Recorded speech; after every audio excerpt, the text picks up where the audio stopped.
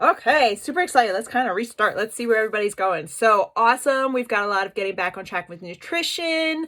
10 days without soda, already having jeans be looser. Like, that is huge. Elizabeth, I'm so happy your dad is home. That's what you're trying to say. Yay!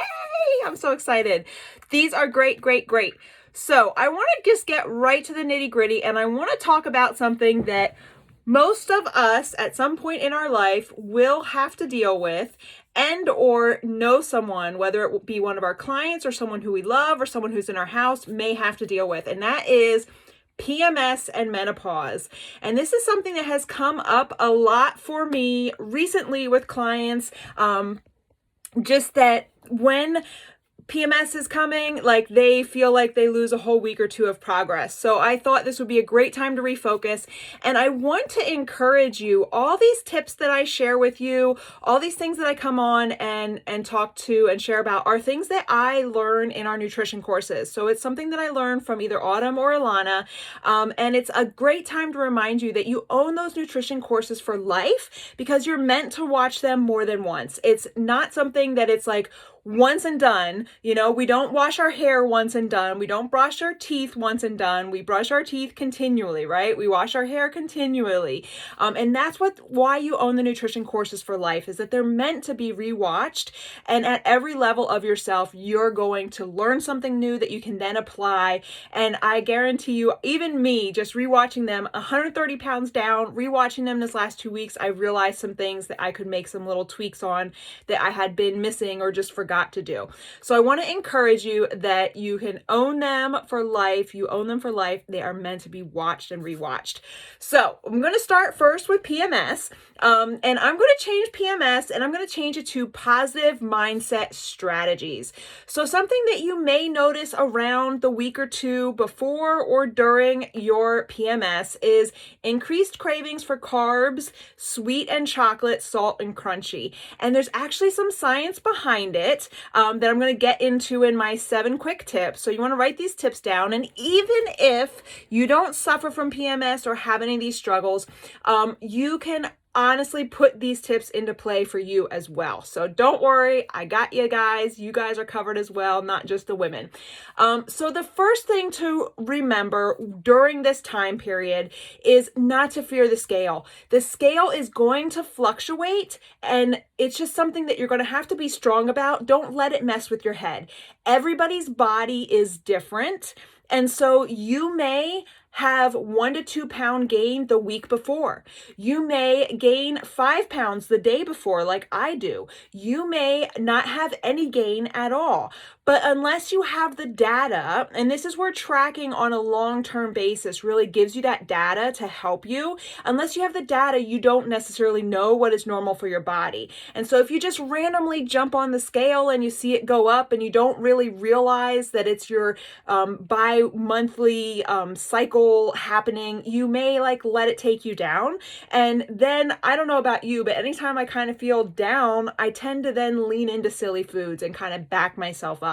And just is really not productive, especially if you're on a health journey. So just remember that it's natural to see fluctuations, that it's hormonal, not to fear it. Just take the data down. I personally, in my 2B tracker across the top, I write down what day it is, if I'm having any cramping, what level of things are, how my sleep, how my hunger was, how my emotions are. Like, the more data that you can put in there, the more that's going to help you. And that's my second tip, is your tracker truly is your friend. The tracker is going to show you the trend of what matches your body, especially when you're tracking for 30, 60, 90 days and you have that data to turn back to and really look at.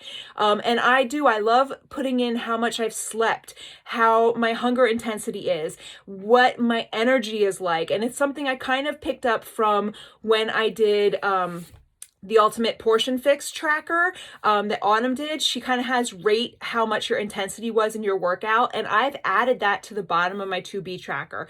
The more information and data you can throw in there, the more you're going to help yourself, because knowledge is power. It's potential energy and power. Okay, my third tip is that you may crave chocolate. And it is okay to eat some chocolate, but let's kind of try to understand why you might be craving chocolate. So chocolate ironically has some iron in it. And sometimes scientists are saying like maybe you're craving chocolate because your body needs iron during this time. So yes, give in to chocolate sometimes, but take a look at what chocolate you're having. You want to make sure it's a higher protein, a higher fiber, and lower in sugar. So this is not the time to just go buy out and buy all the silly chocolate. This is the time that you maybe want to make a chocolate Wonder Whip with your Shakeology. Maybe you want to grab Daily Sunshine and have those as a standby and have some of the chocolate Daily Sunshine. Use your shake, or just like I said, look for the higher fiber protein chocolate with lower sugar. And then it's going to also, especially if you're having the whey shakes with the iron and things in it, you're going to get that iron along with the chocolate that you're craving. And your body, that's what it really needs. It doesn't know what it's asking you for when it tells you it wants chocolate. It doesn't realize that it could be silly, but hopefully that's helpful. So go to a more helpful chocolate. My fourth tip comes to the salty craving. So some of us crave chocolate, some of us crave salty. Me, I was just telling my mom and my husband about this yesterday. I used to go to the peanut chews, salt and vinegar chips, a Wawa hoagie, and a Coke. And that was my go-to PMS soothing meal. It was silly, and I haven't had that meal in 3 or 4 years now, and I feel all the better for it. But understanding why, here's the thing, our body is so smart. It knows what it needs. It knows it needs iron. It knows it needs salt, but it doesn't know how to tell you the right minerals in the right way. It just knows when I have chips, I get salt. Salt's a mineral. I think she wants chips. And so it's telling you these things, and just know that that's not, you don't have to listen to it. The salt craving may actually be because when you're going through PMS, your body needs to retain water. It's healthy. It needs to retain water. And salt helps your body retain water. So it's natural that you're craving salt. Again, we can go for a healthy salt. We can put a pinch of Himalayan salt in our morning warm water when we first start our water for the day. So I love doing that. It's something I've learned since coaching, and I do it especially during my cycle. Get a pinch of Himalayan salt, put it in my water first thing in the morning, and that's helpful because your body needs to retain water during this time. And some things that you can also go to help with that are pickled veggies, or get fresh veggies and do like a soy sauce or a miso-based dip. Yes, salt on cucumbers is a great one. I love that, Jen. Just take some pink salt on there. So your body's getting the salt that it needs, but also you're not taking yourself out and down the rabbit hole, right? And so egg white pizza recipes, air fried pizza chickpeas. There's so many options in our To Be Mindset and in our Portion Fix recipes on the blog that you can lean into. Again, soy sauce and miso based dips for your veggies. It's going to give you that healthier salt and help you because your body does need water, which then leads me to tip 5, which is how to combat that water retention. So this is something that so many people think when I'm retaining water, I need to drink less water. And that is exactly the opposite of what you need. When your body is retaining water, the way you combat that is you actually drink more water. This is a great time of the month to have those water-rich veggies for crunching. It's going to give you that crunching satisfaction like Jen. You can kind of sprinkle on some Himalayan salt on your cucumbers and drink extra water. That helps flush it out. If you don't drink enough water, your body's going to keep retaining it and want more. So make sure that you are combating your water retention by drinking at least your daily minimum. Number 6 is eat more. Sure, it's the More Sure method. I love this part of our food freedom program. It's one of my favorites, but this is where we really need to pay attention because our body can be hungrier. We can have more true hunger when it's working because PMS is your body working to build and produce, and it's doing a whole bunch of stuff. It needs more energy. And so when you need more energy, you may feel hungrier, and that's okay, but just know that you want to follow the method as introduced in the plan. Water first. Make sure that you're taking a bite of veggies first. Don't reach for those carbs and the sugar and the sweets. Go for veggies first. So water first, veggies first. And you may want to take some time to do some extra prep when it comes to having veggies, so that you're ready for that. I saw, Shelby, air fried chickpea pizza. That recipe is in our monthly mindset. So we'll make sure to pull those out and get it passed around. But it's in the back office there for us. It's in our on-demand blog. And then for PMS, my 7th tip is to embrace exercise. So often PMS symptoms are like cramps, low energy, constipation, mood swings, and those things can be really great excuses to not exercise. However, exercising and movement is exactly what combats and gives us those endorphins to help relieve those symptoms. I can't tell you how often I've used that as a trigger to make myself work out, whether it's a dancing exercise or whether it's getting my daily workout in if I'm following a program. Get it done, and then I feel better after. I can't tell you how often cramps have been very uncomfortable, but once I actually get the movement done, I feel better. It is also going to help with flushing any extra water. It's also going to help the endorphins, your mindset, and just help you all around. So I want to encourage you that this is something that, is going to be in our lives for a certain period of time, and that it's not to get discouraged about it, which is going to lead me into our menopause talk, which again, many of the women in our community are currently experiencing it. And if they aren't right now, it is likely that we will all experience it at some point. So on average, it happens around 51, but it can be earlier or later, depending on health symptoms, what goes on in your health, any kind of things that come up. And some symptoms are hormonal changes, mood swings, poor quality of sleep, hot flashes, lack of energy, or just weight challenges in general.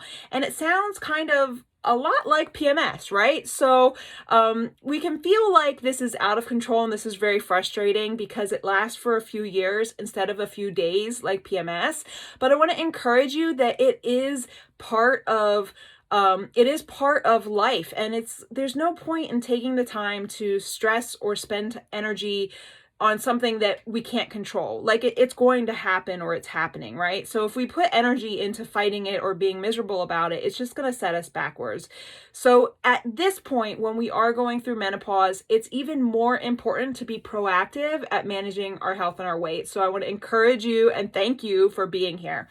So the very first tip that you can do is change your mindset from I can't lose weight to I can lose weight. And this kind of goes right back to what Janaea and Elizabeth and Amber and everybody and myself have talked about in the last couple weeks is whatever you tell yourself, you're right. So have a positive mindset about it. Have those mantras. I can lose weight. My body loves to burn fat and build muscle. Like tell yourself the positive things. It's just unproductive to spend any time complaining about something we really can't change, right? So there've been a lot of studies that show that midlife weight gain is actually more likely caused by food and lifestyle than the hormonal changes of menopause. And I think this kind of goes back to Janae and I both talked a little bit about that all or nothing mentality, and that, well, I'm just gonna eat whatever I want the rest of the weekend because I already had that. And I think that we kind of blame menopause for being the reason that we gain weight, but in reality, because we think we can't do anything about it, I think so often we just kind of eat unproductively or maybe move less. And that's some of what I'm going to talk about. So after you change your mindset into I can lose weight, the next thing is focus on what you can control. And that's something like ask yourself, am I moving less? Study shows that women going through menopause eat more and move less. So ask yourself, really, am I moving less? Am I exercising less? Do I need to eat less because I'm not moving as much? Or, can I amp up my water so I'm not having those snack cravings? Or can I get myself to move more? Then we'll go into number 3, which is exercise. So don't let your age or menopause bring you down or bring your physical activity down. Your intensity may decrease, but the time you spend moving should not decrease too. So think about like strength training, biking, Pilates, bar, cardio, walking, or yoga, especially to help with flexibility and mobility. It's going to be good for your heart. It's going to be good for your muscles. It's going to be good for your mindset, and it's going to help you get moving. And so just be mindful on if you're spending more time sitting.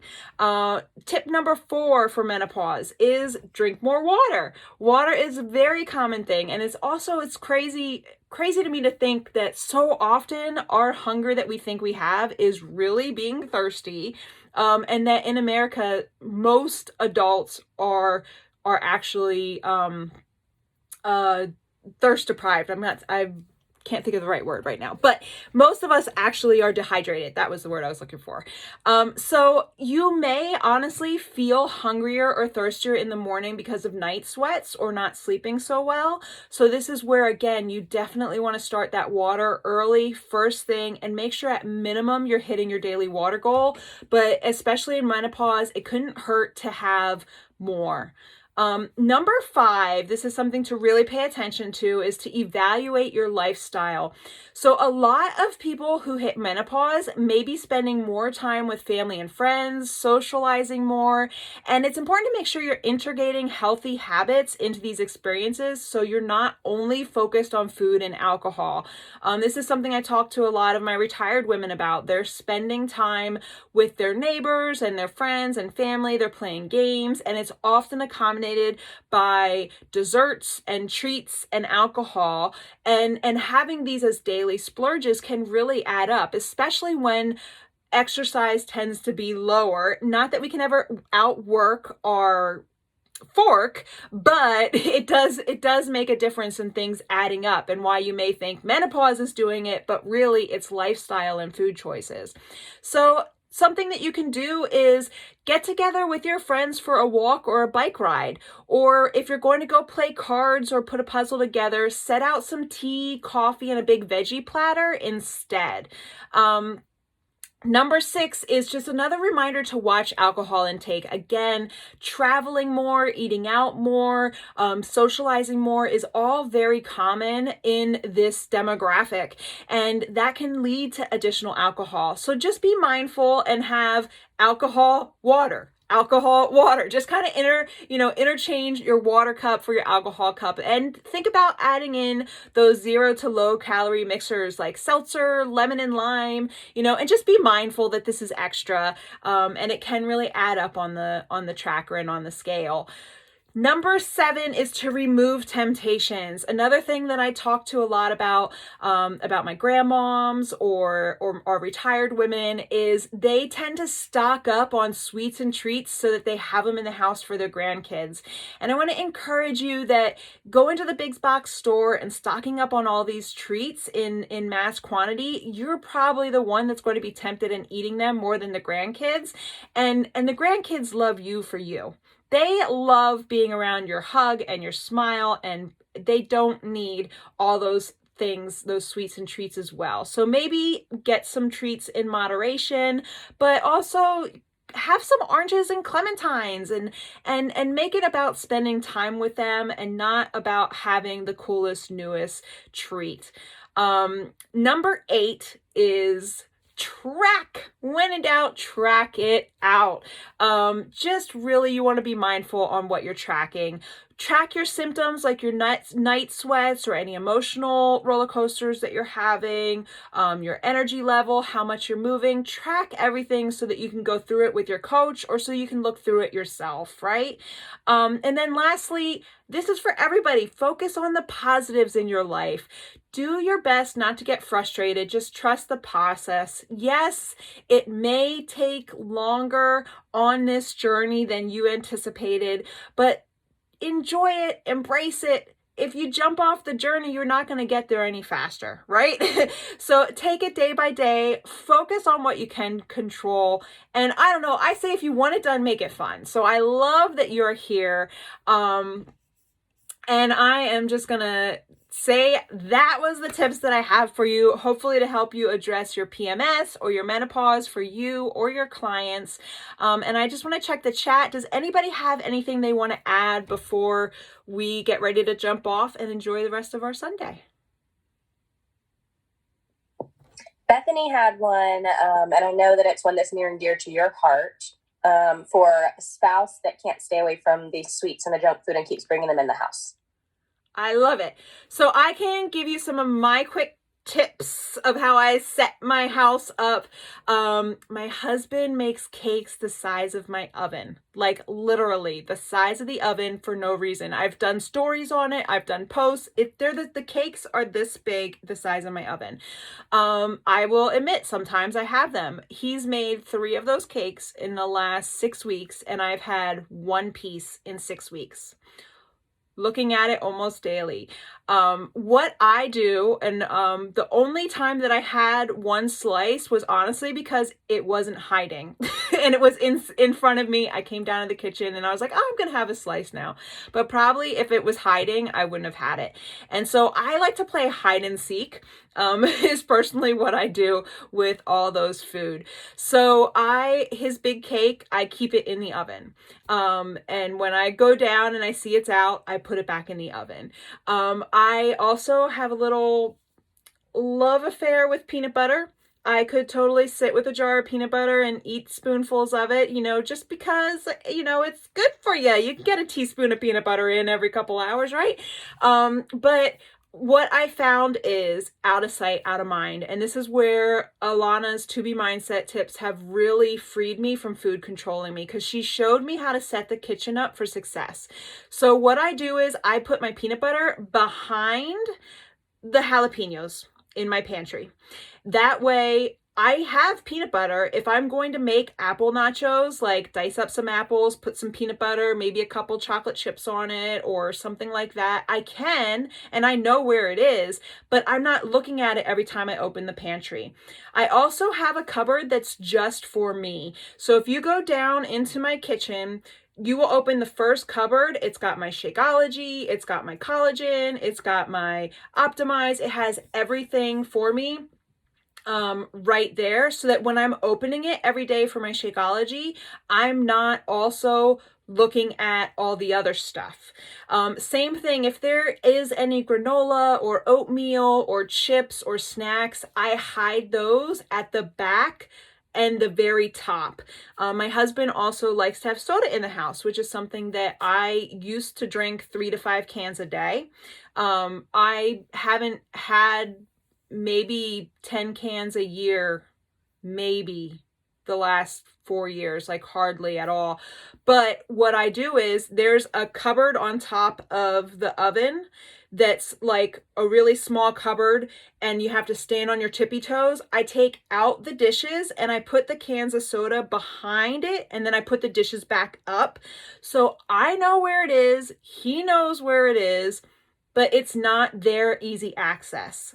And I do the same thing when he gets takeout. I'll hide the takeout behind the veggies in the fridge.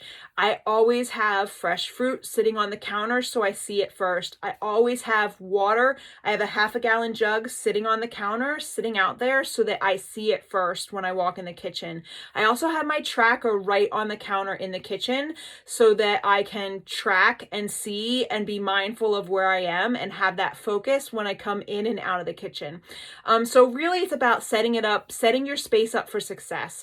We've already decided that I'm not going to change his eating habits. He feels it's important to have these things in the house. He wants to enjoy them. So they're going to be here. And you know what? I can control what I put in my mouth, and I can control what I do. And that's powerful for me. Old me, I used to blame him. I used to say, well, I can't lose weight because of him. But in reality, I don't need to choose those things, and I can totally hide them, and he knows where they are. So hopefully that is helpful. I know we're 3 minutes till power hour here, so we're going to wrap up. And I just want to encourage you to find one of these tips to use to help you have a healthy week. And lean in, ask questions, and we will see you later.